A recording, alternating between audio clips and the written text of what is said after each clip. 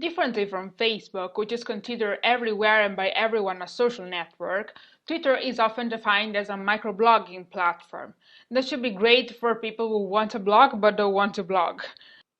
Sometimes people want to share updates about their personal life and want to do this very quickly, and Twitter is the perfect place for them. Obviously, through time, Twitter has evolved into much more than a simple microblogging service. It is now considered as a tool for social messaging, news reporting, social media marketing, and much more. It is many different things to many different people. That is why I think you absolutely need to learn how to use it and discover its potential, because it could do great things for you too. Plus, as most other social networks, it's free for everyone to use. In my career, I've heard many people saying Twitter is just not for me. And they said so simply because at first it looks very different from, for example, Facebook.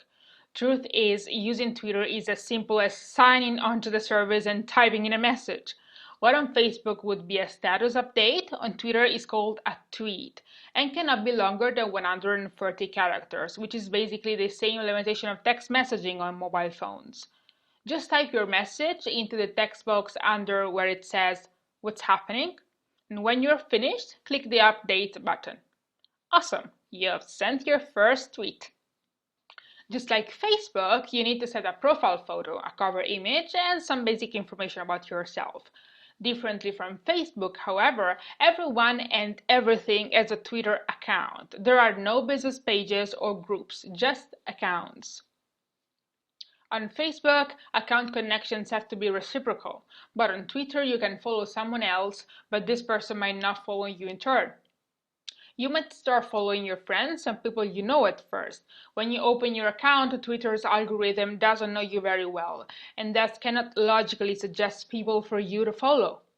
Once you get rolling, Twitter will give you better follow suggestions based on your interests. If someone follows you, there's no requirement for you to follow him or her back. When you see an interesting tweet, just click reply and add your thoughts. Clicking expand or view conversation on a tweet will display all the responses that a message received, including tweets from people you aren't following.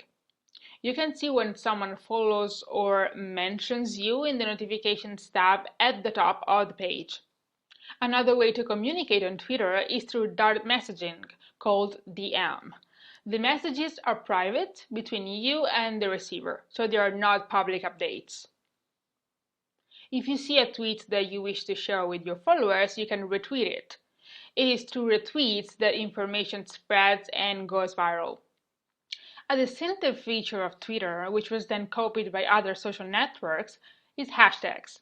Hashtags label and indicate the subject matter of certain conversations. The hashtag is represented by this sign. Putting the symbol in front of a word indicates the subject you are talking about.